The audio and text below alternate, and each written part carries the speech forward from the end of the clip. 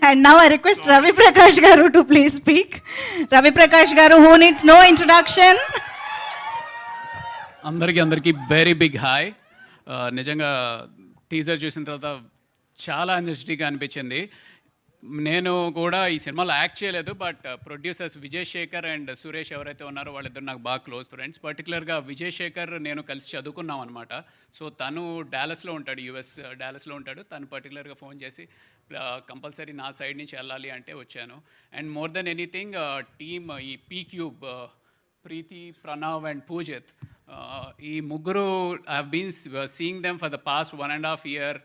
ఎంత కమిటెడ్గా, నిజంగానే ఇందాక కృష్ణ చెప్పినట్టు ఒక గాలిపటానికి ఎన్ని ఒడిదొడుగులైతే వస్తూ ఉంటాయో ఈ సినిమా కూడా అలా పైకి లెగుస్తూ కిందకి పడుతూ పైకి లెగుస్తూ దాన్ని పడనివ్వకుండా పట్టుకుని అలా గట్టిగా పట్టుకున్న మన నాని బండిరెడ్డి కానీ, అలాగే ఎక్కడా నిరుత్సాహపడిపోకుండా లేదు ఈ సినిమాని నేను డెఫినెట్గా తెర మీద చూపించి అందరితోటి చప్పట్లు కొట్టించుకుంటాను అని ఆ డైరెక్టర్ ప్రణీత్ ఏంటంటే ఆ కాన్ఫిడెన్స్కి కానీ ఆ పేషెన్స్కి కానీ hats off.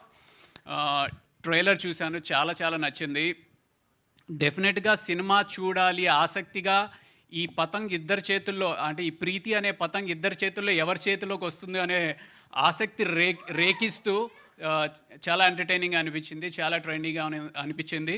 And more than anything ఒక జనరేషన్ మారిపోతుంది, కొత్త జనరేషన్ ఆఫ్ యాక్టర్స్ వస్తున్నారు, ఎంతో లైవ్లీగా చేస్తున్నారు. ఇంత టాలెంట్ డెఫినెట్గా ఇంకా ముందుకు వచ్చి, అంటే థియేటర్స్ అనేవి నిండాలి అంటే యూత్ రావాలి, యూత్ రావాలి అంటే ఇంత చక్కటి టాలెంట్ తోటి ఇంత మంచి సినిమాలు రావాలి అని మనస్ఫూర్తిగా కోరుకుంటూ very best to the entire team of Patang. Thank you so much Ravi Prakash garu, thank you. And మీరు పీ క్యూబ్ అన్నారు కదా, యాక్చువల్లీ మెయిన్గా ఇక్కడ P4 ఉన్నారు, ప్రణీత్.